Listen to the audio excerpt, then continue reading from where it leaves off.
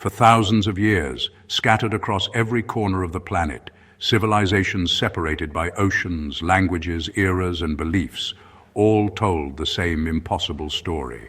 A great flood, a world reset, a cataclysm so violent it erased entire cultures, technologies, and histories.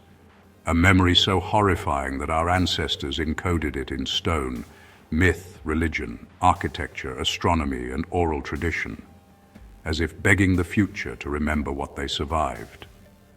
But here's the part no one expected. Modern science is now proving that these myths were never myths at all. This is the final chapter of our three-part series. We explored the buried civilizations they tried to hide.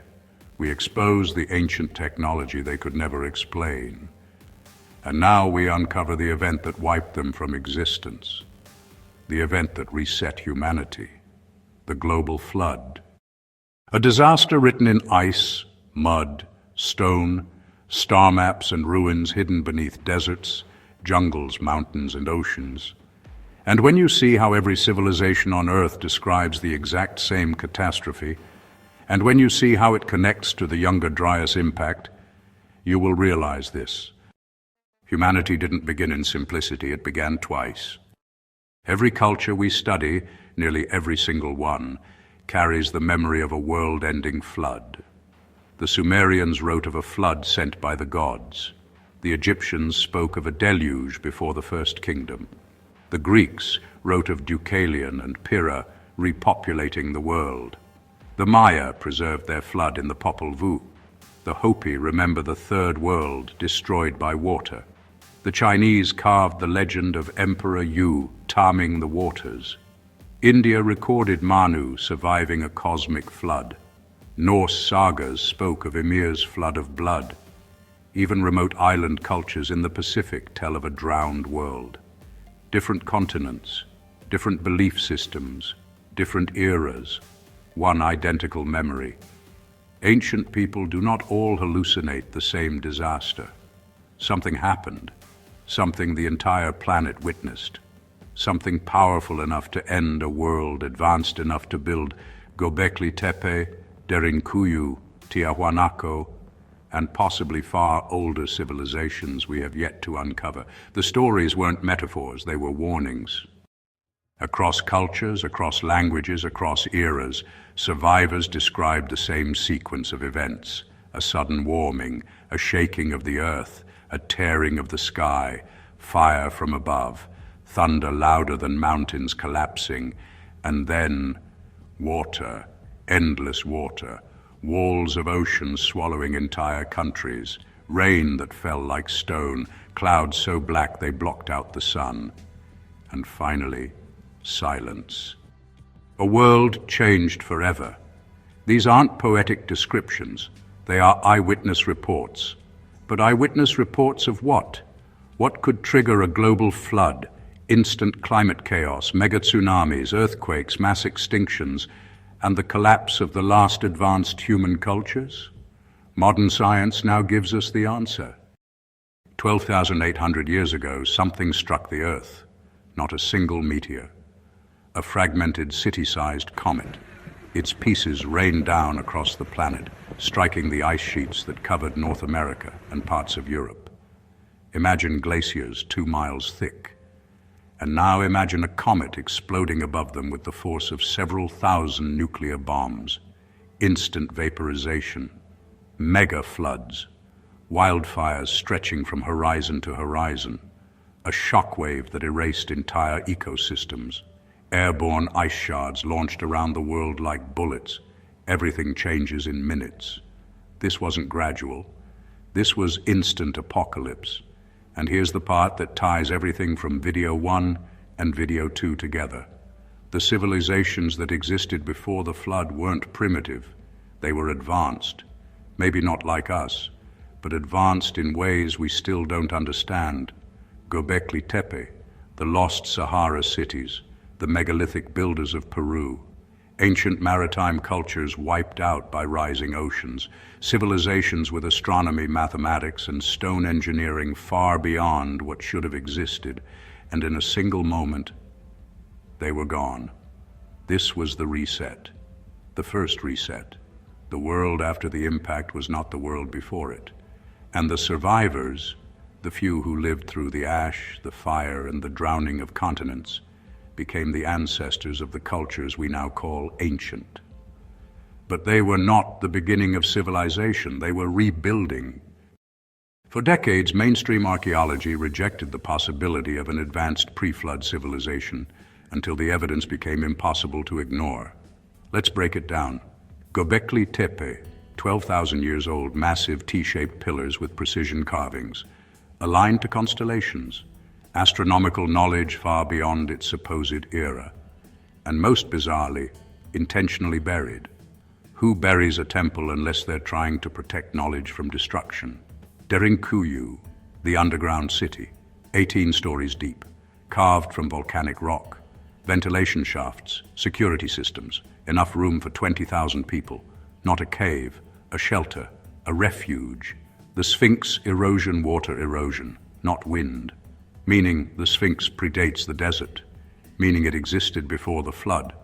The Piri Reis map, a world map showing Antarctica, before it was covered in ice.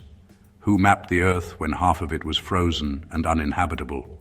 Sunken cities, Dwarka in India, Heraclean in Egypt, Yonaguni near Japan, Cuban underwater structures miles off the coast, all drowned at the same time the sea levels rose, instantly after the Younger Dryas impact. These aren't coincidences.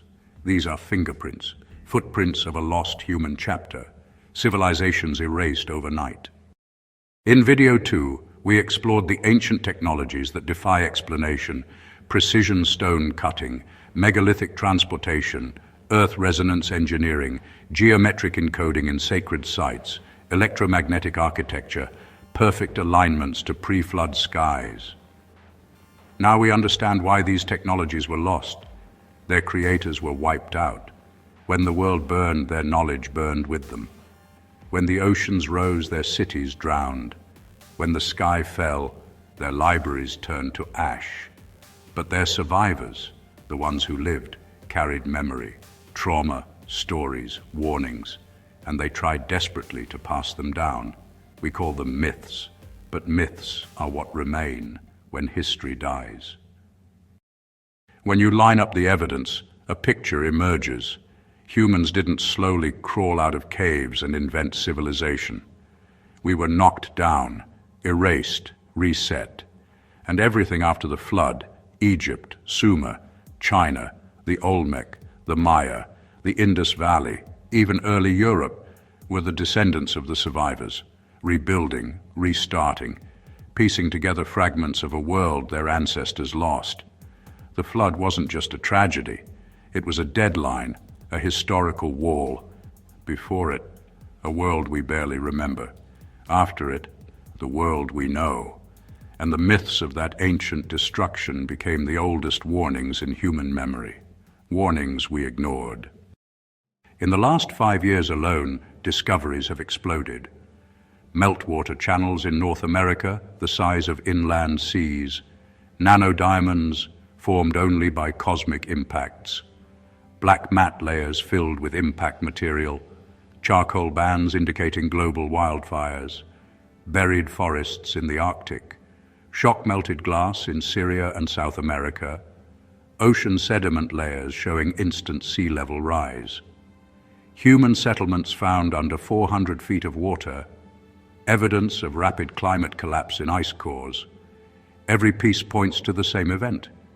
Every piece confirms what ancient people tried to tell us. The flood was real. The reset was real. The civilization we lost was real. And modern humanity, everything we know, is built on top of its ruins. The myths weren't just stories, they were warnings. A comet, a sky of fire, a world of water, a reset.